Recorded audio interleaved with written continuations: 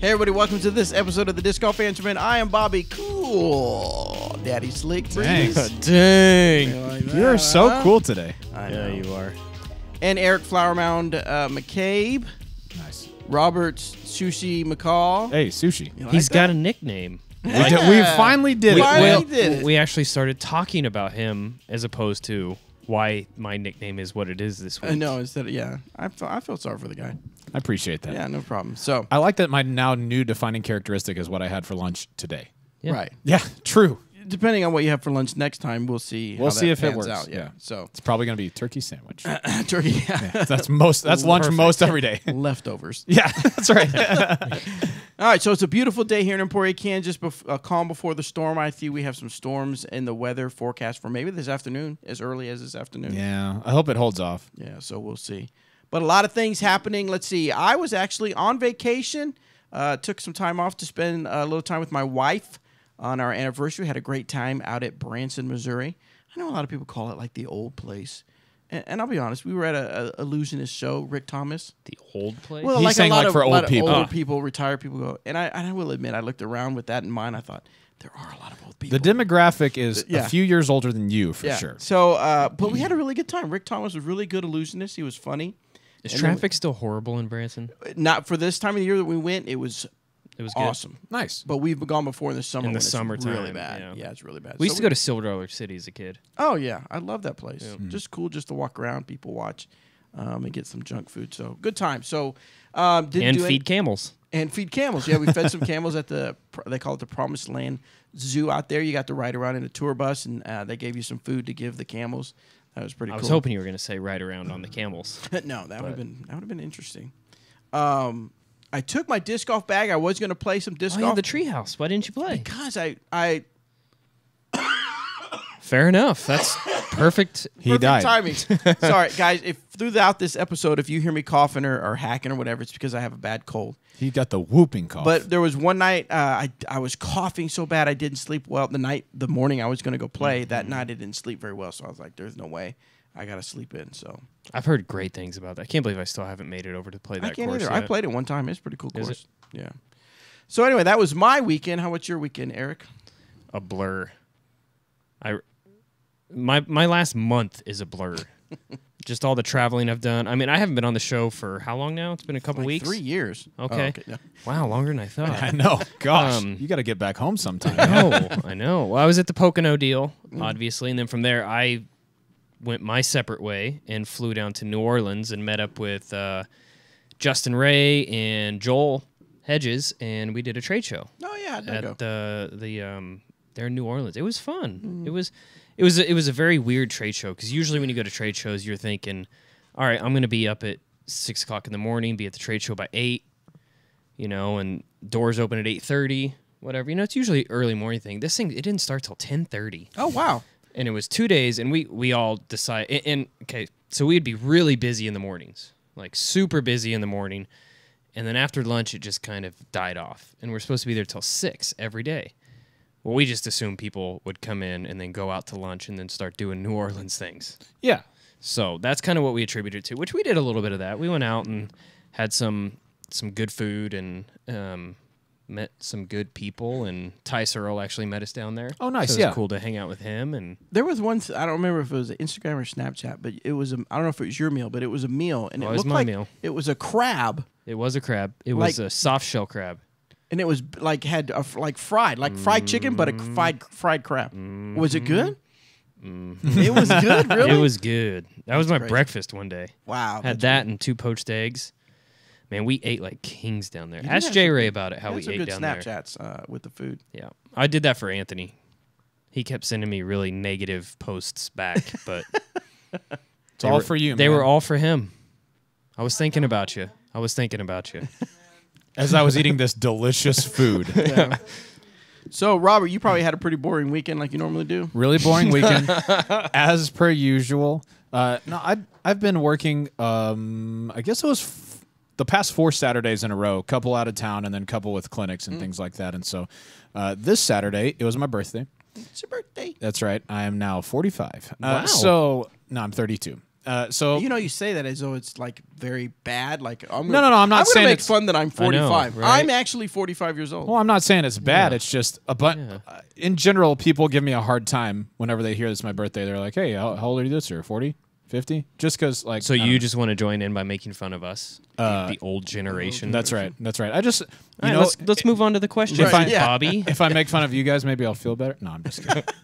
Yeah. So Never make fun of you. yeah, ever. So no, my wife and I we went up to Kansas City and shopped around some, and it was a good, just pretty chill weekend. Got your Enjoyed new it. iPhone 8. Got the new iPhone. Yeah, it took a little while. Yeah. It was a little bit of an ordeal in Best Buy. What do you think of the new 8 Plus? Wait, you went to Best Buy to get it? Yeah, I mean that was the place that had 8 pluses that I was looking for. I'd called the AT&T stores and the Apple stores before, and they didn't. Oh, AT&T. Oh wow. Yeah. But yeah, I mean, the new phone's good. I like it. I mean, it's not, way different than the 6 Plus, but it's definitely faster. And yeah, so I like that part. So yeah, if you've listened to the show for any amount of time, you'll know that we lean toward the iOS side of things. Apple so, products in general. in general. So And so yeah, I like it. I had started thinking I would just wait for the iPhone X, but I don't know. iPhone 10. 10, whichever. Is it not the same thing? No. In fact, I heard somebody that did a review. He was at the event, and whenever someone would say iPhone X, the Apple employee would immediately would say the 10. Oh, really? Okay. As That would be as really as they annoying were- to me. Yeah, as if they were told Yeah. to make If- sure you correct If it. I was that's talking interesting. to someone and they just kept saying just 10, Yeah. I would just continue referring it to as the X. Yeah, say yeah. XS. Even double down. No. on it. I'm talking about the X. No, you no, mean mean something X. different. Yeah. Yeah. But I don't know. For somebody who is like prone to buying a lot of things, like me, I figured it would be better for me to not have the absolute newest thing available at all times, which would be like, I don't know. I probably would have gone and waited in line, and that I wasn't feeling it. See, I'm bad about that because when the iPhone 10 comes out, X. I knew that was coming. Got him. When it comes out, it will take me probably a good 3 weeks to realize that I don't need it, but I'll be thinking I really should Oh, for sure. And then on that third week, you buy it. probably buy it. Yeah. Are you going to buy it? No. You Not say till the third that. week. I say I know. Well, one of the reasons is because it's although it's the 10th version or whatever you want to get at, It's also a new it's venture new for them. thing. Yeah. And a lot of the stuff's new, and I'm hearing a lot of things about Face ID not quite working little out so skeptical on good. that. So it's almost like I want them to figure things Refine out it. Yeah. That's kind of what I was thinking for and this get the as well. iPhone XI or whatever it's going to Oh, be. it's gonna be XL, confusing. X, Extra Yeah, large? 40. XX, XX360X. It'll be named after Oh my my gosh. 360 throw. You know what? They're catching on to I your know. your viral You phenomenon, the XX360. You better get royalties for that. So what else did you get for your birthday? I bought some shoes. Here they are. Bought? You bought Can you get them. a close on that, Devin, on his shoes? Here you go, Devin. There you go. And a vest. I love vest weather. We talked about that last week, and I'm sure some Hey, there's people. Jeremy Ruskar, our CEO. Hey, There he is. Jeremy. I'm sure some On the people phone. hate on me for enjoying a vest, but don't knock it until you try it. I It's got a cool. vest. Now Yeah, we're they're not great. talking I like rock the vest. sweater It's not a vest. sweater vest. It's just a like a fleece vest. It's really How many comfortable. do you have right now in your wardrobe? 2. You Does it really have- only have 2? Yeah. Do you Is it wear? a- Do you just switch them off? Well, I just had the one before this weekend. Well, they're reversible. Wait.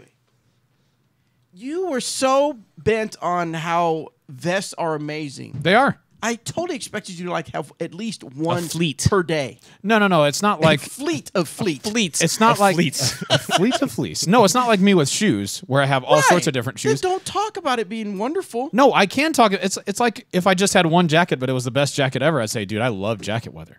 You know what I mean?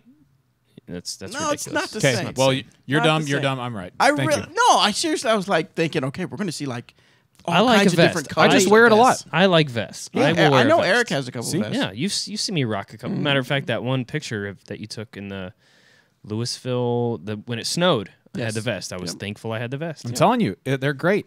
I just have the one, but that is enough for me to know that You've I got love two vest now. weather. Now I have 2. Is it a button up or a disappointed, zip I really up? Zip or a up. They're both pullover? zip up. Like a I thought you were going to cardigan. come Not a with sweater. you were going to come with like That's a cardigan. But thanks for paisleys on your noticing. vest. You're going to have paisley. You're going to No, have. it's you're gonna great. have what's the Argyle? You're going to have Argyles. Argyle Yep. prints. Do you wear anything under the vest? Oh heck no! All right, that's what's up. No shirt, vest. I'm gonna That's not true. Okay, That's not here's- true. Speaking of vests. Speaking of clubbing clothes. No, when I worked at the club as a bouncer, and we did the performance, we would wear just vests. And Nice. no shirt. Nothing on the bottom. Full circle. No, we wear jeans. We would most assuredly wear jeans. They would be as tight as possible jeans, but They're not then like- we'd wear it wouldn't be a sweater vest. It would be like a vest you'd wear with a 3-piece suit. Right, yeah. How does disc golf fans? Man, I've really. always go to this? I was gonna say I've really enjoyed being on the show with you guys, but I'm sure. Why we'll is be it when I canceled come after back this. we talk about Sorry, Bobby man. and his stripper days? Sorry, man. All right, Anyway, it was a good birthday weekend. I bought a couple of things. It was chill. That's All what I right, did. good. All right, sorry guys, that was quite a tangent. What else we got going on? I know we're excited. In a couple weekends, we have the Dynamic Discs Open. DDO. It's full. We have, in fact, last I heard, we had 13 people on the waiting list. So Something like that. really sweet to have a lot of people come out to Emporia. I think me and Anthony, we're trying to figure out what we're going to do as far as filming it. I don't know if we're going to just film it and make like a montage, or film it and actually make a tournament coverage. We're gonna video. film hole 12, right? Somebody should. In fact, we might have to have Devin come out to do that. Yeah, He'll have to film hole 12. Can we talk about that yet? I think so. I mean, I already did.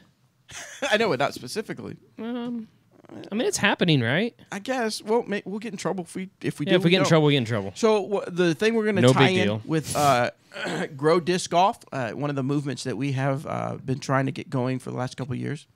You can go to growdiscgolf.com and see some testimonials from me, Eric, and a few other people. In fact, we probably need to do one for you now, Robert. Anyways, we want to make sure that, as disc golf grows, it's as awesome, but there's still a lot of people that don't know about disc golf. So we have this Grow Disc Golf Day where you kind of stop and you say, okay, what am I going to do to make sure that people know about disc golf? I've had people where they take a basket and a few discs to work, and at lunchtime they go, putt for a little bit. Mm-hmm. Or they'll go to somebody that, friends of theirs that just never thought about it, and they said, hey, let's go to the park, and I'll give you a few discs, and we'll go play a few holes. I'll just let you know about disc golf. It's just a day to kind of say, okay, I'm going to figure out a way to share disc golf and let people know about the sport. If they fall in love with it, awesome. If they don't, at least I showed them, exposed them to it. Well, one of the things we're trying to do to kind of build the name and build some more awareness of it is we've added an ace run Yeah, it's an ace run. To certain events, or you can actually ask to have this added to your event. And guess how much you could win, Robert? I know the answer to this, but I'm just gonna guess $500. No. What? Incorrect. More? $1,000. No. What? Even more than that. More? You can win $1 million. That is right. Yes. $1 million ace. You can win either $5,000 or $10,000. Yeah.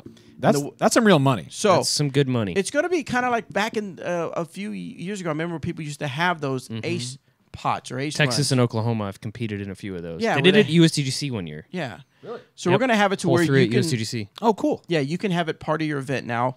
Doug is working on it. Jeremy's working on it. Everybody's working on it to get the finalized information, but we wanted to get that out as a way for tournament directors to add this really cool add-on to your event. So $5,000 if you get the ace. And sure, obviously there's certain requirements as far as how far the hole is. It's got to be recorded On video, and stuff like blah, that. blah, blah. $5,000 if you get an ace. But if it's a disc from Dynamic Discs West Side or Latitude 64, $10,000. Double it. Wow. Double it. No questions asked. As long as you can prove, obviously, everything up and up. You put the disc in there. You got it on video. $10,000 coming your way. Wow. Pretty cool. I'm interested. Well, you're going to be gone the DD Open weekend, so you're not interested. I'm less interested. Yeah. I remember when they did it in Oklahoma, there would be people that would come just to watch. and just to play up into that hole and then walk And then away. just quit? and then leave if they missed. Oh, well, it was fun, guys. Yeah. Bye. So, Wow. Anyway, There's so- a little added pressure to it, though, because I've done these in the past, and you've got to stand at the end of the tee, turn back, and say, "Hi, my name is Eric McCabe, and this is a..." Lucid trespass. Yes. Or whatever. I think EMAC Truth would be the obvious answer. Yeah, well, okay. PDJ approved, blah, Yeah. blah, blah, and then you throw your shot. And I know ours is going to be a little different as far as stipulations go. We talked about it a little bit. Yeah, we're trying to figure out, because once you make it, then we've got to figure, because you want to make sure that, everything's, legit and stuff like that. Nobody trying to kind of beat the system. So we're probably going to think, let's say Robert, you were to make it. What a Hey, how many aces you got silly lifetime, notion. Bobby? Oh, sorry. Good point. That's what I thought. Good point. No. Let's say Robert makes it, and he makes it, and then he's got to. We're thinking you got to film Robert walking all the way to the basket. You have 30 seconds to get there. Yeah, Guys, throw fast. and then you pick it up and you have to prove to the camera that it's the same disc that you. Well, not started just out that, but we had talked about. I know on the ones in Oklahoma and Texas that I've competed in, the disc has to stay in the frame. Yeah. It can't come out of the frame and come back in. Oh, wow. Of the picture. Sorry about the camera. And the ones down there where you can't skip Can't in, skip it, I you heard can't hit that. a tree and go in. It's got to be all air, all flight, nothing. Wow. But I don't know. We may be tweaking it a little bit. I think putting our own twist on it. Yeah, kinda you thing. better hope your cameraman keeps that disc in frame.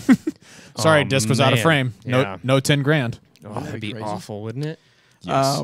There's Very actually bad. a very popular disc. Devin? No. Devin. You Get better be. that in frame, Devin. I can't remember who At least it was, mine. but it's almost a hole-in-one, almost a 10,000 hole-in-one at the Pahuska at the lodge. One Hole of those 2, big downhill down shots. the Yeah. island hole. You remember Yeah. that big hole too? The island course? Yeah, and he hit the chains. Oh, wow. And it bounced out, or either hit the chains, bounced out, or hit the chains and didn't quite stick at all, and just kept going. But man, it was so close. Be so sad. So anyway, more information will be found at growdiscgolf.com for that. Yeah. Speaking of growdiscgolf.com, Yes, this weekend, the third time.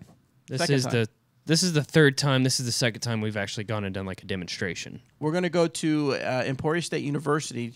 Is this a big rivalry game this weekend? I don't or think not this really? one is. I think this was just it's a rivalry game, but it's not like Pitt or anything like that. It's just the only weekend that ESU could really do it. Okay, so we're going to go out there and we're going to take a bunch of DD employees out there. We're going to have some fun at the tailgate party, and then we're going to go in and watch the Emporia State University Hornets play.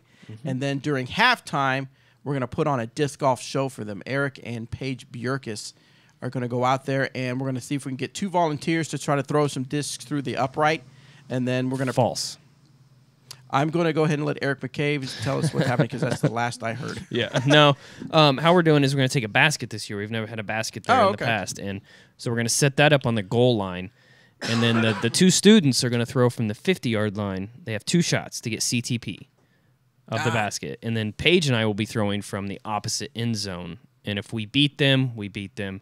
If they beat us, then DD donates the basket and a bunch of discs to the rec, and so they can kind of go and check discs out and go play Hammond and Cool. that kind of stuff. And then if there's time, we're just going to try to rip shots through the uprights like we did last year. So it's just really cool. It's just, again, creative, different ways to kind of give disc golf some exposure to people that normally would never have even heard of disc golf. So, so really cool stuff. All right, guys, what do you say we take a break real quick, and then when we come back, we will answer some questions. Yeah. Are you new to disc golf? Or maybe you've been playing for a while and just saw some pro smash it with a Dynamic Discs Defender. But you're just not sure that disc is right for you. If any of this describes you, then the Dynamic Discs Buyback program is for you. Just go to any of our Buyback retailers and purchase a disc from Dynamic Discs, Latitude 64, or Westside Discs. Try out that disc for 14 days, and if you're not completely satisfied with that disc, take it back and get it replaced with whatever disc you want in the store of any brand. Go to dynamicdiscs.com/retail to find a Buyback retailer near you and get out there and play some disc golf.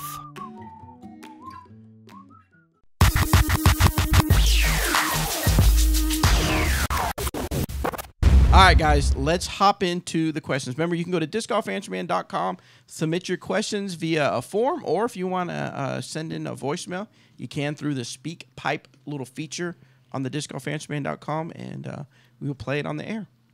First one comes from Sean. Hey, Disc Golf Answer Man crew, loves meeting all of you at Pocono Raceway.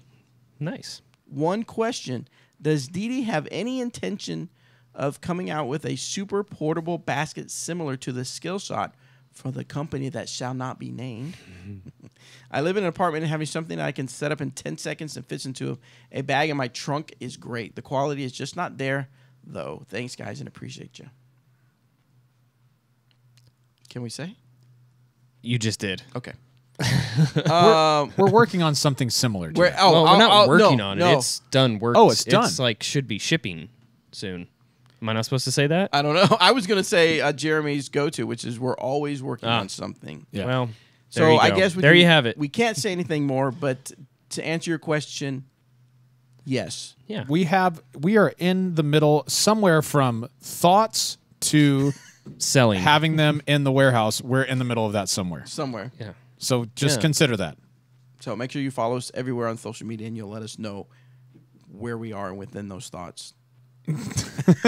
Sounds good. Yeah. All right, cool. All right, next one. This one's from Ryan. What is going on, Disc Golf Answer Man crew, also known as Chick-fil-A of Disc Golf? Nice. That's a compliment, Are we right? closed on Sundays? I like Chick-fil-A.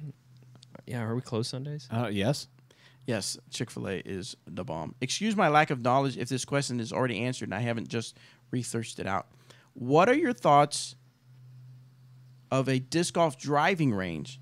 Have a large field with distance markers and have people pay $10 to $15 to throw 15 to 20 discs downrange for a time to get a better feel for a disc before purchasing one. Thanks for the content you guys and gals pump out every day. God bless. We've actually talked about this a little Disc bit. Nation, I think they've sold now though, but they had an Austin shop down there They're still that had there. I thought they sold though. To just a different owner, but Okay, it's so still they're still it's there. Disc Okay. Nation, yeah. Then they actually have a driving range right out back that you can go and test any disc in the store. Mm-hmm. Like any disc off the shelf, you can go test it in the field out back. So it's happening. I mean, people do it. It's just I think it's a great idea. The only issue is there's not a lot of like brick and mortar shops that are have the capability to have land to go practice shots. I mean, you could, I suppose, similar thing would be the Buyback program that we offer, that some of our retailers have, that you can purchase a disc and go try it for 14 days. 14 days. And if you don't like that one, you can bring it back and replace it for another one. So that's Any disc. from kind of anybody. the same thing.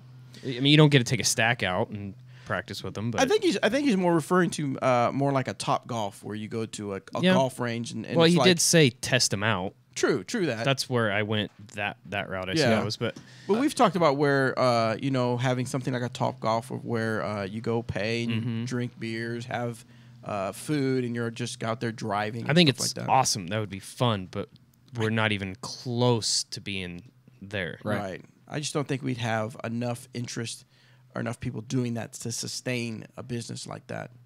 Especially with if it was going to be anything like Topgolf, the technology and the upkeep of something like that is, I mean, astronomical expenses. So that's that. Nice. Next one, Mike. I just watched the Kansas City Luck of the Draw videos, and I want to know, did you get Cynthia, the little redhead girl, who outshot your world champ on 3 holes, signed to a future contract? Good question. I've talked with Cynthia some. She's interested in being on the team, and we've talked about it a little bit. So that'll be something to stay tuned to in the future. I tell you what, when I look at a lot of the comments, again, there's 3 parts to each series. The one that was played in Kansas City, but the comments overwhelmingly really enjoyed watching Cynthia. Yeah. And she's good. She's got skills, and she's fun to watch for her age and stuff like that. So, Well, she's outgoing too. She's very not outgoing. like super shy like a lot Right. of girls her age would be. and the part where she did the raptor legs of Ricky was Super funny. so funny. So yeah, I highly recommend go to Dynamic Disc YouTube channel and check that out. Kansas City Luck of the Draw doubles, and that was really cool. All right, next one is from Dustin. Hello there, DGAM fam. This is Dustin out in Kalamazoo, Michigan. And my question is about form practice and field work using putters. I've heard said on this podcast many times, and a lot of times in other forums and videos, that a good way to check your form is to take a neutral or stable putter, and you should be able to get that putter out to, say, 250 feet on a pretty straight line. So I have a stack of 10 Marshalls, and I can do that pretty consistently. Get those Marshalls out to 225, 250. As I was practicing last night, though, I thought, well, what does that mean? What kind of line in this type of practice is correct? Meaning, is that a dead straight laser shot 10 feet off the deck out to 250? Or is it a big flex S shot out to 250 or a spike hyzer? Or, what does this mean? How do you know you're doing this type of field work correctly? And if you can get them out to 250, does that mean then you should start pushing to try to get it to 275, 300? So that's my question is, what is the utility and the purpose of this type of practice as far as checking your form and helping you improve? I'd love to hear what you have to say, and keep it real. Sounds like a fair question. I don't think there's anything magic about the 250 number. No. In throwing those in the field, but it's kind of, I don't know, just a decent distance to be able to throw your putter. Now, when he's asking about the type of shots, I would say to be able to throw all shots like that is where you want to be. And so when I talk about going with your putters out into a field and they're kind of a good teacher, the reason for that is that putters, because they are slower spinning and don't have a wide rim or crazy overstability, they will generally show you if you've got bad form by wobbling a lot out of your hand. So if you're trying to throw them flat, they wobble over to the right. Maybe some people really have to throw them on a lot of hyzer because they'll wobble up to flat. What I'm talking about when going to throw in a field like that is, 250 or wherever you can get them to. The distance isn't as important as the flight that you can achieve. If I decide I'm going to throw a putter flat and I can throw it flat and have it finish flat, then I would call that successful. Same on a hyzer, same on an anhyzer. So there's not anything special about 250. The important part of taking putters out there is to make sure that your form is clean and the discs are coming out clean, because that's how you achieve angles and lines. Yep. It kind of depends on the disc too, what disc you are throwing. Right. For those shot selections. Yeah, I agree completely. So yeah, I don't know if there's something really important about pushing past that. What it's supposed to teach you, though, is if you are having to hyzer your putter a whole lot to get it up to flat and to stay flat, then you're doing something wrong in your form. Mm-hmm. Your angle of reach back might not be the same as your angle of release, or maybe you're trying to pull over too much and rolling your wrists a little bit. So that's when I go to throw putters, I'm trying to get just the cleanest flight possible on whichever angle I'm trying to throw. Awesome. Next one comes from Brian. Hey, Disc Golf Answer Man. This is Brian, looking for the man of all nicknames, the man without any nicknames, the man whose nickname is his name Nicked. So right. My question is, where can I find out where pros are doing clinics? I've tried Googling it just about any way I can think of, and I can find them sometimes for individual clubs. But really, I was just hoping to see what somebody's full-on schedule is. I just started trying to do push putting, and I kind of figured that a little bit of time with Eric would make the course sound a lot more like change and a lot less like swearing. So I don't know, where can I find out where I can get y'all to show me the ropes? Thanks. There really isn't a main hub or whatever for finding out individual clinics. No, only because, I hate to say that the players are out there kind of doing their own thing, and so there's no real organized way of doing it. I know that Eric Oakley and Tina Stenitis do whale putters, whale pants clinics. So if you want to look up on their Facebook page, you can go to look up whale pants and find them. Also, like day before a lot of the national tour events, there'll be a clinic out at one of the courses. So if you have one of those events near your area, that's another spot you're going to find a clinic. And then, of course, obviously, if you're looking for that one-on-one, that's going to be a little more rare. But, you go to YouTube and you just plug in what your, clinic, and then improving putting or disc golf putting. You'll find all kinds of different videos from all kinds of different players and stuff like that. I don't even know if that's even a way, if you can do that, have a clinic, disc golf clinic. Yeah. Spot or place or central. It'd be difficult. Since it's so many different players and they all have different travel schedules and we'll have different sponsors. Yeah, different tee times in the morning and things. Who knows who will be available when? I'd say the best thing that you could do, look up whale pants, but along with that, look up other professionals on Facebook, and you can follow their athlete page, you can follow their personal page.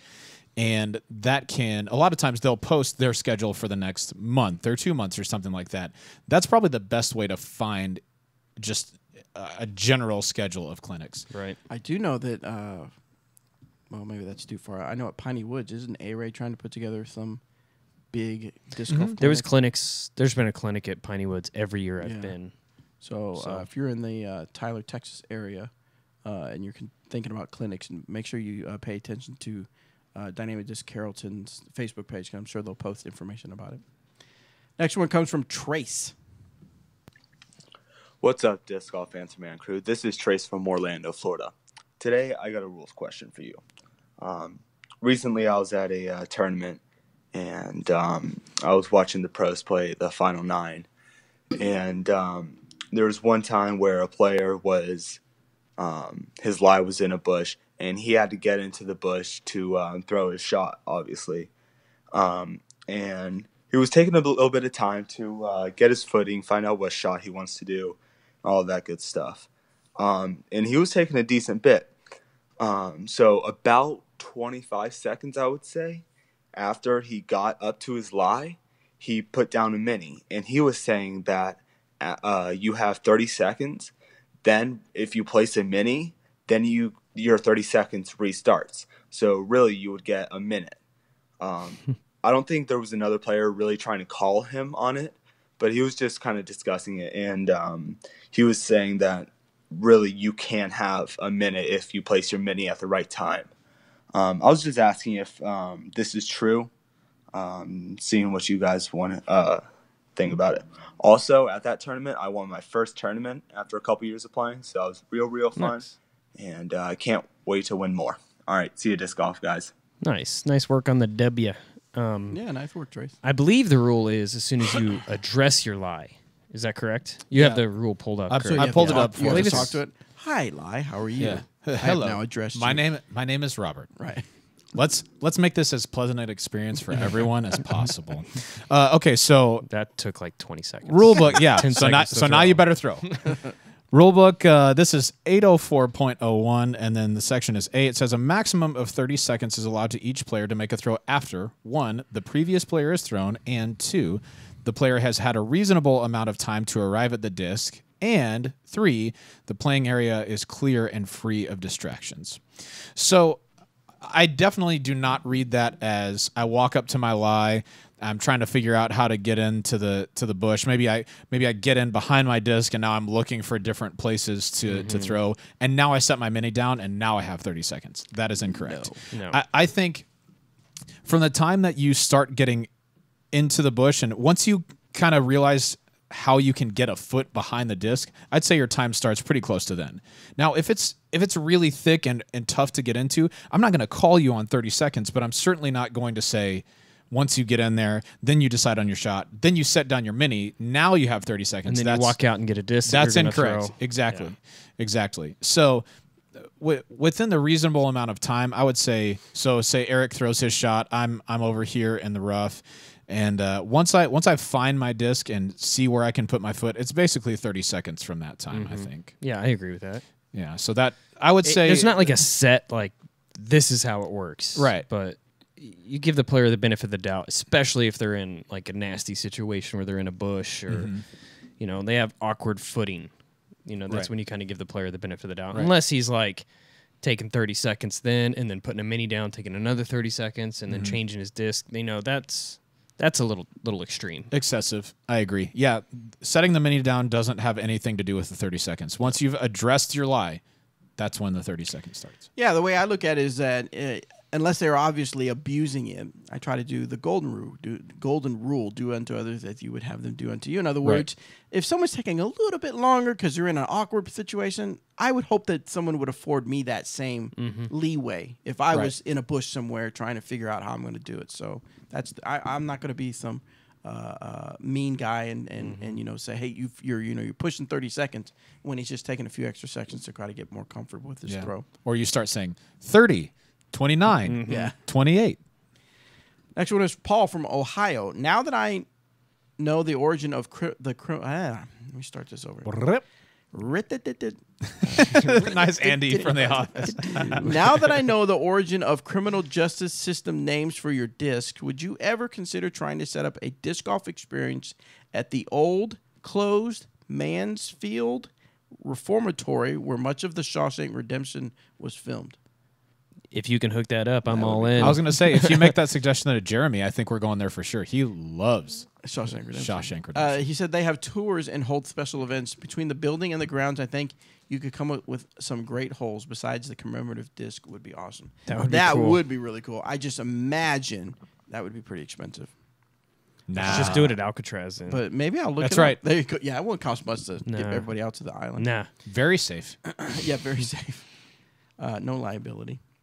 Maybe I'll look into it. See if there's any That possibilities. would be awesome. That would be really Where cool. is that? Is that in Massachusetts? Is that right? I don't have any idea. Somebody get on that Google. Mansfield Reformatory. Reformatorium. Reformatory. Laboratorium. Explorer, Or maybe- is History it- and Haunting Ohio, the Ohio State Reformatory. Was that movie supposed to be in Portland? Is that right? Yep. Good question. I think Yeah, so. this is Ohio, Mansfield, Ohio. Yeah, Mansfield, Ohio. Interesting. Next question, Brandon. Hey, Cool Daddy Slick Breeze, Eric McCabe, The Truth, and Robert, the Honorable Man McCall. You're very honorable. I've been called worse. Yeah, dishonorable. Yeah, Robert the Dishonorable. I have a question on backhand drive techniques regarding pivot point on heel. Pivot. On the on the last step of your drive, knowing that I'm throwing with an X step, the last step should be the biggest step.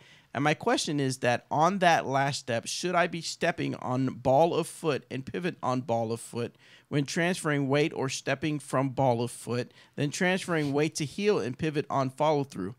That was a long sentence. I'm actually really proud of you for getting through it correctly. That was really good. How do you know he got through it correctly? That's true. You could have just said whatever. No, I read it word for word. I'm just going to say ball of foot a bunch of times. And lack of, Heel, toe. what's it called? What? Improvisation? No. What is it called? Periods and I Punctuation. don't know, but you're going to have Thank to reread the Also, question. what can I do to retrain myself to pivot on heel? Ready? On the last step of your drive, knowing that I'm throwing with an X step, the last step should be the biggest step. And my question is that on the last step, should I be stepping on ball of foot and pivot on ball of foot when transferring weight, or stepping from ball of foot, then transferring weight to heel and pivot on follow through? Got it. Eric's What do you think about this? Yeah, he's just mixing it up. Yeah, it depends. It depends on the shot too, a little bit. I mean, I personally am always on my toes. I feel like I'm more balanced when I'm on the balls of my feet as opposed to on my heels, and I'm a natural hyzer release player.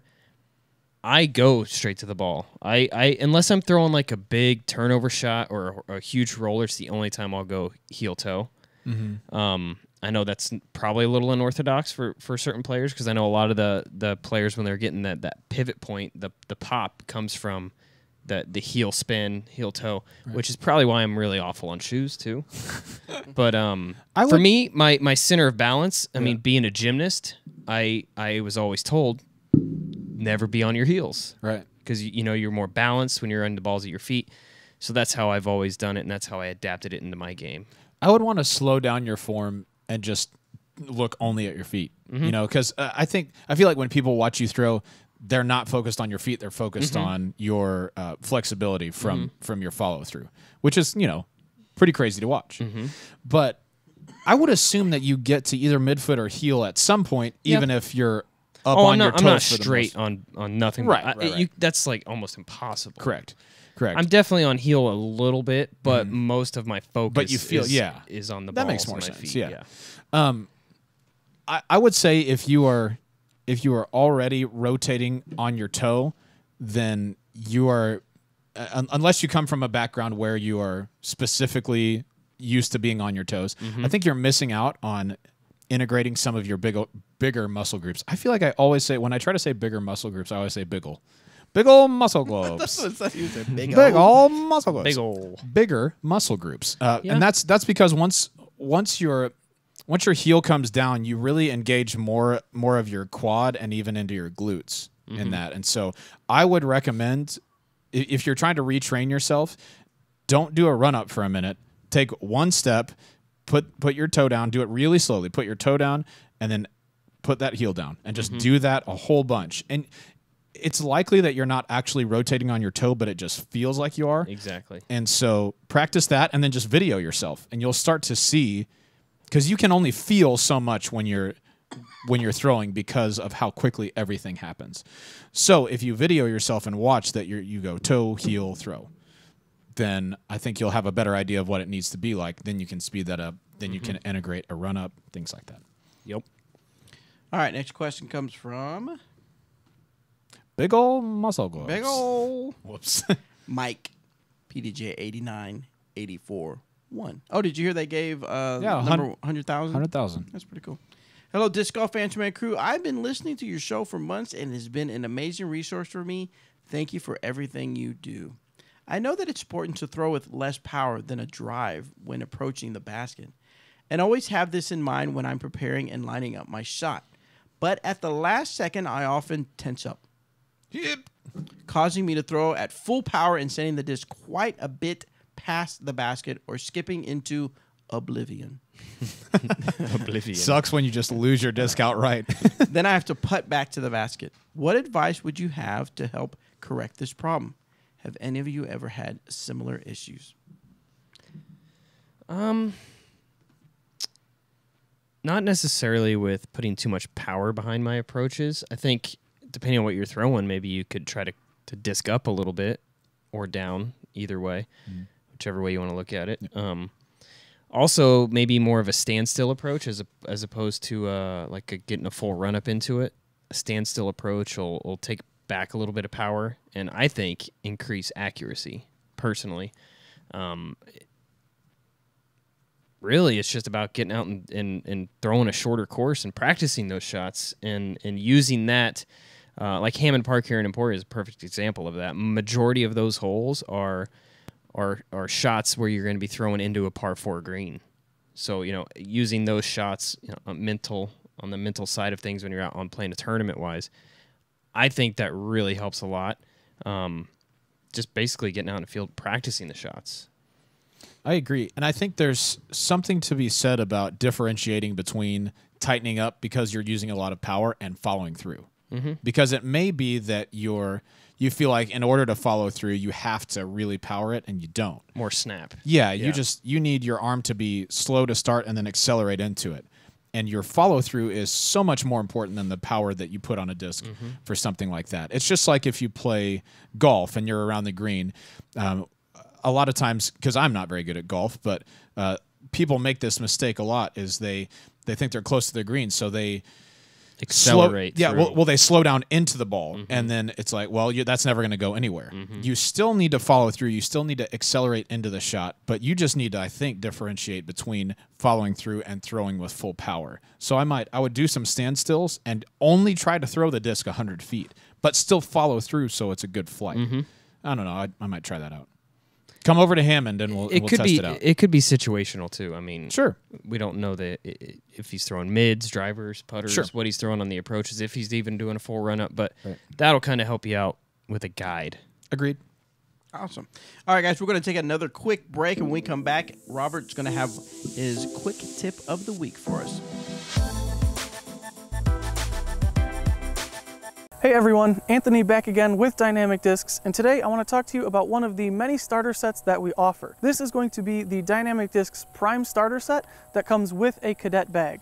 First up, you're going to run into the putter, which is the Prime Judge. The Judge is one of our most popular putters. It was actually the 2013 Thrower's Choice Disc of the Year, which was the year this thing came out. It got a nice bead on there, so if you're a beaded putter fan, or if you have a little bit larger hands, it's going to fit your hand a little bit better. The Judge offers a really nice straight flight with a good reliable fade right into the basket. And the Prime Plastic offers a very nice combination of stiffness and grip in all conditions, whether it's hot, dry, wet, cold. cold, anything. The prime plastic is very, very grippy. So that is the prime judge, which is the putter in this starter set. So up next, we've got the mid-range, which is the prime truth. The Truth is one of the straightest flying mid-ranges on the market. It'll hold any line that you put it on, whether that's a hyzer, a straight shot, or a turnover. The Truth has a micro bead on the bottom, so you don't have to worry about it being too deep or not deep enough. It fits all grips and all hand sizes, as well as in the prime plastic, it has a very flat top to it.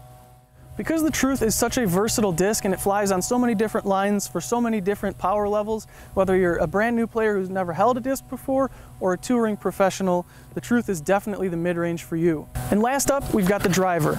The driver in this starter set is going to be the Prime Witness. Now the Witness is an understable fairway driver, which is really great for beginners or people with not a lot of power. An understable flight path and tremendous glide make the Witness an excellent choice for players looking to gain distance without sacrificing accuracy. Bigger arms will use the Witness for controlled anhyzers, hyzer flips, and rollers. Now we've got the final part of this starter set, and this is what really separates this from other sets on the market, and that is that we have included the Cadet Bag with a shoulder strap. The Cadet Bag is a lightweight bag that holds 8 to 10 discs in the main compartment, as well as 2 putters in the putter pocket. There's an included mesh pocket for scorecard, pencils, car keys, anything that you could bring with you on the course, and a drink holder that will hold up to a 20-ounce water bottle. So there it is, guys. That is the Prime starter set with a Cadet Bag from us at Dynamic Discs. It's got everything you could need when you're getting into the sport, or if you've been playing and you're trying to get someone in. It's got all the discs. It's got your judge, truth, and witness for any different type of shot that you could run into out on the course. You've got the Cadet Bag, which even offers some room to grow. As you keep playing and adding discs to your arsenal, it's definitely got some room to grow for you. And it all comes at a really great price. So if you're interested in picking one of these up for yourself or someone that you're trying to get into the sport, head to dynamicdiscs.com, and under the beginners section, you will find all of our starter sets.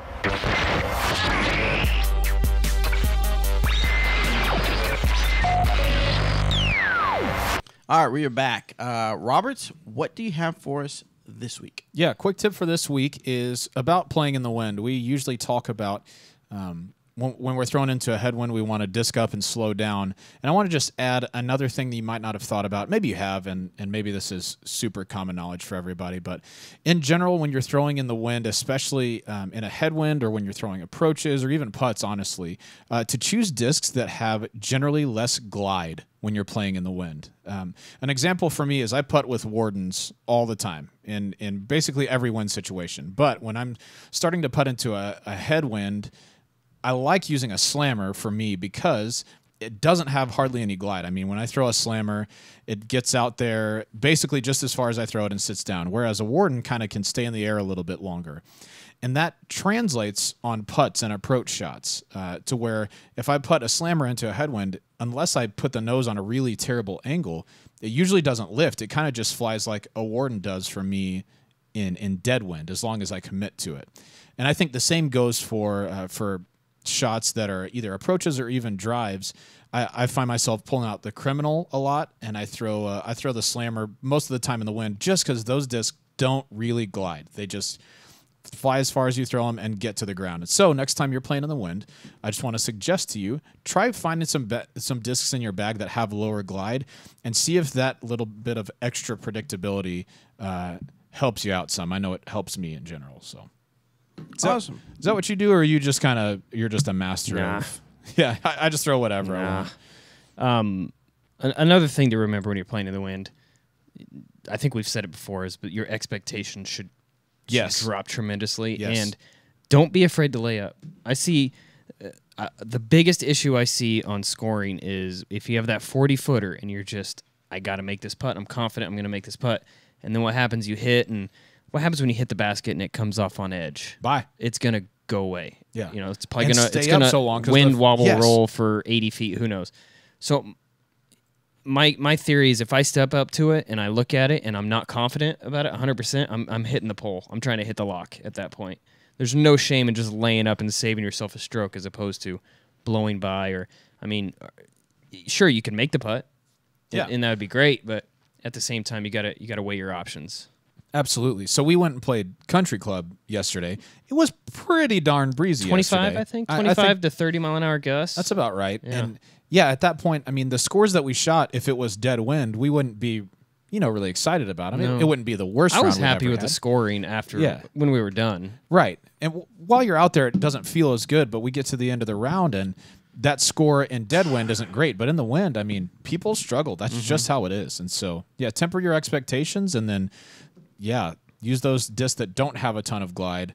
You have a little bit more predictable flight, I think, in the wind. Awesome. Thank you so much for that tip, Robert. Hey, you're welcome. Yeah, and if you want more tips from Robert McCall, you can go to the dynamicdisc.com and click on the blog section, and you can find some more advice from Robert McCall in the written form. Yep, got a couple I'm working on right now. So yeah, so good stuff. McCall minute. the McCall minute. Next one. Next Gophers popping up. I remember that just like it was yesterday. That was great. You guys are so silly. We were. He's referring to. That was like 2009. I know McCabe. 8? It was very early on.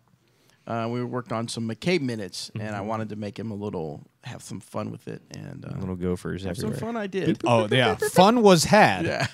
Not too many people took. They did not like it. They did not like the gophers popping up on the disc golf course. Weird. So, anyway, good thing I didn't listen to those people and stopped. And just kept doing it. Yeah. All right, next one is from Anonymous. All right. What is up, Disc Golf Answer Man crew? Bobby Cool Daddy Slick Breeze, Eric Calf Tats, McCabe, and Robert Birthday Month McCall. Hope you guys are doing well. I just want to take a quick moment of silence for all of those discs that are lost out there in the world. And that leads me to my question. What was the worst disc losing moment you have ever had? That's a good question. This past week, I lost one of my favorite discs. It was a really, really nice convict, and the wind grabbed it, and I didn't read it right, and now it is in the jungles and swamps of South Florida, and I'm not going to get it back. So what was that moment for you where you threw a disc and you knew it was a bad shot, you lost it, and now you're sad? Would love to know your thoughts. Have an awesome week, and as always, keep it real.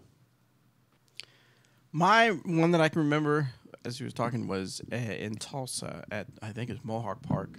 I can't remember his whole 15. Do you remember Mohawk Black Park? Hawk or Red Hawk? There's two I think courses. It's Black there. Hawk. The more challenging course? Yeah, it's the hole where. Does it have water on it? Yeah, It'd be Red Hawk then. Black Hawk doesn't have. Okay, I'm sorry. Then Red Hawk. Well, he has a pond, I guess, that you play around. Go on. Let me describe the hole. Okay. So it's but the first hole you throw over the water is over on your right side, and you're actually throwing. You normally people throw a really big hyzer over the water and then come in. Yes. And then the other throw you throw, and then there's two ponds. Yep, and then that's there's Black Hawk. Okay, so there's a walkway. So everybody's throwing it, and they're making it over the water. And so in my mind, I get a little too overconfident. And part of it's like the little angel and devil. The angel's like, you can't make that, Bobby. You should just get it right there in the little fairway, and then get your little 3, and you'll be fine. Then the devil's like, no, get that trespass, and you can make it because everybody else is making it. So you don't want to look like a dummy and throwing it short. So what do? I throw that trespass, one of my favorite trespasses, and of course it doesn't make it. It goes right in the middle of the drink. Done. Later. So mad. Yep, that sucks. So that's my story. Man, mine's probably, I can't think of any. I mean, I did throw a first run buzz one time and it hit a thorn. I remember seeing one of those that picture. locust thorns, and it went right through it. So that wasn't really a lost disc, but it was Unusable now. unusable at Might that as well point. have been But lost one, huh? probably as of recent is at Maple Hill. Hole number 16 at Maple Hill. Which one did you put in there? My favorite green trespass that turned me back onto the trespass. I didn't know that was the hill that did it. Yeah. Just clipped a tree and kicked left into the swampy goodness, never to be found until next year. Yeah. That was a beautiful disc. It was. It was the one that turned me back onto the trespass, the one that I was getting more and more distance out of. Yep. And just, man, that disc was so good. Yeah. That's a rough one. That's probably as of late, at least. I've lost a lot of discs in my career. Right. A lot. I think the one that hurt me the most was we were shooting it wasn't even in competition. That's the best part. So cool. We were shooting the course updates video for Olpey Lake earlier this year, and it was breezy, as is usually the case at Olby. And we were out on hole 12. They had moved the basket over to the peninsula on the left side. And I was just throwing my approach into the green, and it was a head/right to left wind. So a really weird wind to approach the green. And so first I threw my blend slammer, and it hit the rocks and fell in the water. Fell backwards. Yeah, which is really annoying just because it's right there, but you can't see it. So anyway, so I was like, all right, whatever. I'm just going to throw this Warden at it. And this was a team-stamped Fusion Warden I'd had in my bag for probably a year and a half. I traded A-Ray for it a little while ago, and it was just super duper straight. I used it for everything, and I threw it on what felt like a good line, and it just lifted, and then shot left. And I mean, it was probably 15 feet off the bank and just not retrievable. And there was much sadness in the land. You never got that one back. Nope. I did get the slammer back, but yeah, it hurt. That stinks. I was very sad. Someone I want to mention real quick before I forget. I failed to mention last week about the disc store. They do a disc of the month, and I think at the website it's called discmember.com. Yep. Last month, they did a really sweet-looking dynamic disc box and a chance to win a burst deputy along with some other goodies. They had reached out and asked me to mention it, and I said I would. I totally forgot, and to you guys, I apologize. So I wanted to go ahead and give them a push, though, because I think it's a cool idea.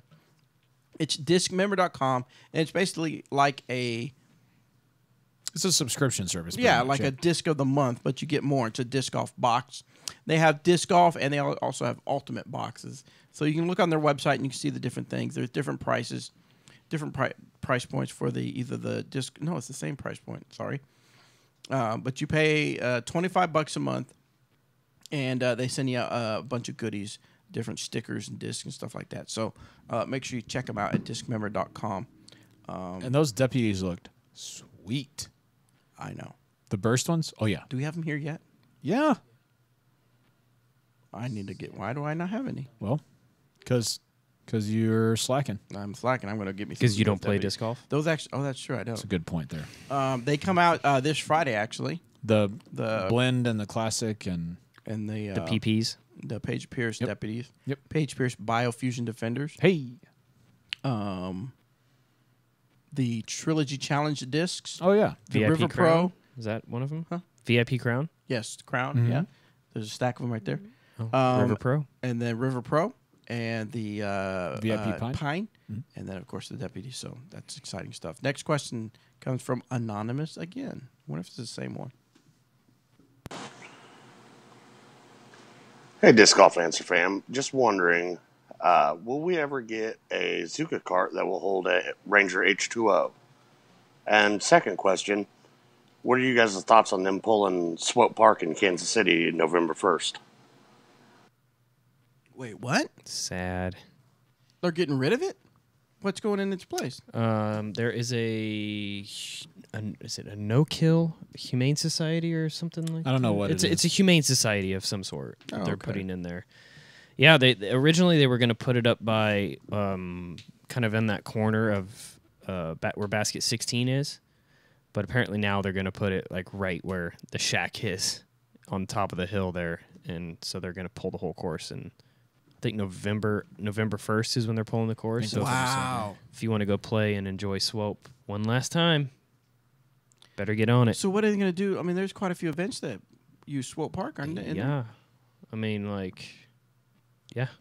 Masters Worlds being there next year is not going to be able to use Swope, Wow, interesting. which is pretty crazy. I mean, Yeah. I have a lot of really good memories of Swope Park. I think it was either the first or the second Kansas City course I ever played. Yeah. That's crazy. Yeah. Wow. Are they going to be able to put something And somewhere else? Or? I heard that they did give them land somewhere else, but I don't know if that's true or false. But I mean, that's just another course too. You know, it's not the same nostalgia. I mean, I can't remember if I heard Swope was the first disc golf course in Kansas City as well. Wow. So I don't know. That's pretty That's crazy. sad. As to the Zuka cart question, the backpack carts can fit one of the older H2Os if you are committed. Yeah. And by committed, I mean you just kind of have to smash it in there. Because I use an H2O in my cart, but it's taken a little while for it to get bent into where it needs to be. Todd uses one in his, but he just went ahead and cut the straps and the sides off of them, so it and fits you can in there do a it little with bit that. better. Right. If it's something you're never going to pull out and use. Right, exactly. And that's what it is for me, because mine's one of the older warranted ones. And so... Isn't there a larger cart? I was going to say, Zuka... large backpack or something? Yeah, Zuka has one that just came out that I think is open face. That you could put an H2O in. Yeah, you're right. I've seen bigger ones just here and there, and so I think that's on the way. I don't know if that's going to be through... I don't know if we plan on coming out with those or not, personally. I don't know. Next one is from Trevor. Trev Delk. Hey, Disc Golf Answer Man crew. This is Trevor from Nashville. This question is for Robert. It takes a licking but keeps on taking my call. I recently picked up one of the Glow Wardens, and I'm wondering where this disc has been my whole life. I'm a big guy who tends to overpower a shot, but something with this Warden just clicked the other day when I threw it for the first time. Ended up with a couple birds on some holes that I don't usually birdie at my local course. The glide on this disc amazed me. My question is, where does this Glow Warden rank in stability in terms of the usual offerings? I don't see this disc leaving my bag anytime soon, so I need to figure out if I need to snatch up some backups now, or will a standard production run give me the same results? Thanks for the recommendations. Really enjoy you guys' podcast. And remember, Robert, they only hate you because they ain't you. Have a good day. Thanks, man. That sounds right. No, it's just plain hate. False. No, it's just in general, just general. dislike. Yeah, that's right. Loathing. Cool. I think, now I haven't thrown the Moonshine ones personally, but I've thrown Fusion and Lucid ones from the newer runs that look, profile-wise, basically identical to the Moonshine ones. And from what I've seen of those, they are running a little bit more overstable than just regular stock runs do. The classics and the classic blends and classic softs, they have some overstability to them, but it's not quite as much as the Moonshine and the Fusion and the Lucid. So if you are really digging this one, I would definitely recommend picking up a backup or two. They are only available in TFR packages right now. And so if you've got a tournament coming up that you know somebody in your area is going to run, definitely get in their ear about adding either a Moonshine or a Lucid or a Fusion. A couple of the Fusions that I just saw that they looked pretty, and, you know, I like Wardens. So I got a couple of those stamped up, and they are very overstable. I assume it's probably similar to the Moonshine one that you've been talking about. So I would pick up some backups personally. Whenever I find a disc that I really like, I like to just get a few of those. Just because I know, you know, even if there's a little variance from run to run, I know that those are going to be good because I have them in my hand right now. So that's what I like to do. Very cool. Next one is from David LaFontaine. Hey, DJM crew. This is DBL from BFE, Michigan. Anyway, love what you do. Started switching my bag over to DD Plastic recently. Just love it. It's just been great for my game. Your podcast has been great for my game. Been listening about a month now. My question is a hypothetical one. See, I just won $100 million in a lottery. Nice. And I want to create the best disc golf course in the world. What would you suggest I do? I want a course that could be played year-round by pros and AMs alike. I want to hire the best of the best when it comes to design. Obviously, EMAC would be involved. But would you suggest having 2 or 3 designers on this? Anyway, I played the Beaver State Fling, and I love that there's camping and a huge player base. I love the festival kind of feel. What are your thoughts? If money were no object, what would you do to create one of the best disc golf experiences the world has ever seen? Imagine that you have also funding for the next 20 years, marketing and upkeep and all that stuff. Anyway, just curious about if you had money as no object, what would you do creating a course? Where would it be? All those kind of things. Anyway, once again, thanks for everything you do. Been great listening to you guys. Keep it up. Keep it real. All that stuff. And thanks for your time. And thanks for your answer. I would put it on Pandora. Why is that, Bob? On World of Avatar. No, World of Avatar. And then have one of the baskets floating on the rocks that float. I mean, that would be amazing. That's why you don't design courses. That's why you make the videos. That's why I make the videos. No, Eric, break it down for us. No money with no object. Selfish reasons, it would be located in Emporia, Kansas. for not just for me to enjoy, but for But Class for 1 me Open to enjoy. and Robert to enjoy. Hate you. And obviously for, a course that will challenge the top players and allow the recreational players to still enjoy themselves, you're going to have multiple tees. Yeah. Probably up to 3 tees, I would even say. I like a Maple Hill style of course that has 3 tee boxes. You have like a recreational, you have a, maybe upper advanced level, and then of course the gold tees that like down in Tyler where they have a warning sign on the first hole that says I love it. That this course is grueling and not meant for everybody, which is kind of cool. And they're not lying. No, it is. Yeah, absolutely. You're going to hit a tree or two on the first hole. Yeah. That's right. But no, if money is no object, man, that's asking a lot because, I would love to come in and build a pond and elevation, move a lot of dirt around, and with upkeep, turf tees, obviously, if it's going to be upkeep and people are going to maintain it and take care of it, there's limitless options. There really is just limitless options. And working with someone, there's a handful of people I think that would be fun to work with on a design that are, big names in the design world out there that I think would be cool to kind of collaborate on a design. Granted, each designer you work with probably has their own method of mayhem, so to speak, on how they perform and what they do and how they do it, and may not see eye to eye on certain things, but can appreciate a good, well-designed course. But yeah, there's absolutely a handful of names out there that I would like to work with that are professional course designers. Next year. Ah, man. Okay. Next year. I would like to see park bench on each hole. Mm-hmm. Yep. I'd like to how see many a park bench in the fairway where you should land. So if you get there, you get to sit down. You get to rest privilege as well. How many? A lot of benches. That's right. How many par 4s? Oh man! And we're talking just an 18-hole course. I would like to see. I would love to put in if you're talking championship level, because if you're talking recreational level, I don't think par 4s for the recs are smart. Champ level, but champion level, I want to see like a par 72, like in golf, where it's you basically in golf you play par 4s with a couple par 3s and a couple par 5s thrown in the mix. Wow! On each 9, I think that would be my go-to course if I had the land to work with. A par 72 true championship level course would be Would fun. a true island hole be important? I don't know that it would be important or like at the top of my priority list. If the land lent itself to it. If the land lent itself to it. We're talking $100 million. You could make the land. The land will do what I say. It will do what I want. I would almost like to flip it and have the tee be on the island. And, you're not necessarily throwing an island hole, throwing into an island like we do on, 16 at the country club. But sure, if I could bring dirt in and build a pond and make a sweet island hole, that'd be cool too. I don't know that that's number one on my priority list. Gotcha. I would love the land to have some elevation though, in woods. How many holes would be in the woods? Would it be like some of those courses where I think Waco's a really good example where like 9 half and of 9. half of it's pretty open, the other half is pretty dense, pretty thick woods. Or would you kind of be able to? I would like to space it out a little bit more. Yeah. Maybe play like in and out of the woods type thing.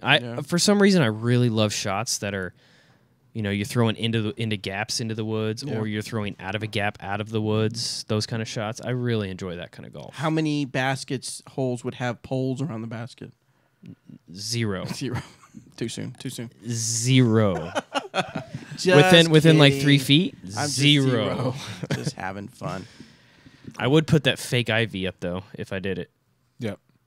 They have fake ivy on those They put poles. fake ivy around it. Oh yeah. I think they should have put poison ivy around it. Don't get close to these. Yeah. Yeah, that's cool to think about. If you're thinking year-round playability, you probably have to think Viva Los Biodome. Yep. You have to put it in the biodome. Yeah. You and Pauly Shore together. I was thinking more of who's the other one? Steven. What's his name? Stephen Baldwin. Oh yeah, that's right. In the movie. California seems to be a place where a lot of people can play year-round. Same with Florida, even though it's super duper hot in the summer, and I guess not both places necessarily, but definitely San Florida. Diego's like supposed to be like perfect temperature all year round. But then I don't get to play it very much because I don't live. Well, if I just won $100 million, I'll live wherever I want. That's true. Nuh-uh, because you just put $100 million into the disc golf course. All right, can't live there. Way to go. All right. Resources. Cali would be a great place. Well, you know I personally like the Pacific Northwest. I would love to have a course in the Northwest. Yep. Agreed. And spoiler alert, I've been working with somebody up in the area. So.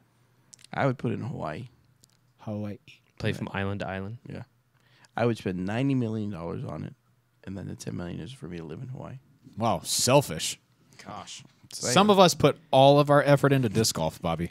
Well, then you can never play it because you can never get there. Good point.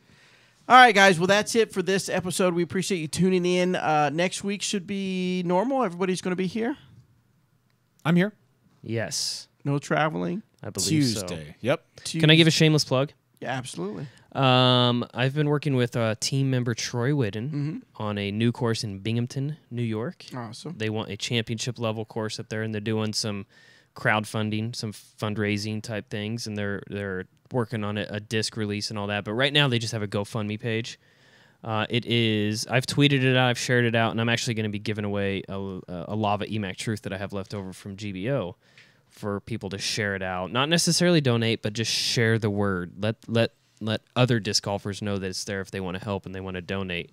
It's Greenwood Park Disc Golf Course is what it's under the GoFundMe, or you can just look at my Twitter account, my Facebook page. All of those will have it, but it's pretty cool to be able to work with those guys. I'm really familiar with the area. I enjoy going up to upstate New York and getting some golf in, and just to get a championship level course in that area with our name on it would be huge. Not just for us, but just for the growth of the sport. There's really not a lot of disc golf in that area. In Binghamton, they have to drive about an hour. I think there's one at the university there that's not the best course. So they want something that they can host events on and do clinics at, and it's a college town, so it could really involve getting more people introduced to the sport. Very cool. Anything you want to plug, Robert McCall? No plugs.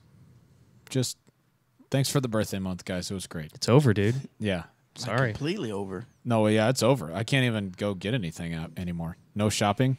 No food. Only sadness. Dang. Only sadness. Yeah, that's right. I won't be eating the remaining 11 months of the year. Wow. So. All right. Well, That's how you stay so fit. That's right. That's right. As you can tell, lots of not eating over here. Well, I mean, to be fair, it's birthday month has just got over. So. That's right. That's right. I'm very plump from birthday month. All right, go check us out, discgolfansman.com. Also, we have a Disc Golf Fans Man Facebook page where you can see clips of past episodes. That way you can kind of search either there or on our new YouTube channel, DGAM Clips. You can actually use the search bar within that channel, and you can search for different questions. That catalog is building more and more as Devin works on old videos. So check us out everywhere you see us dancing hot dogs. Not sure why I said that. You're feeling it. But I'm feeling it. Peace.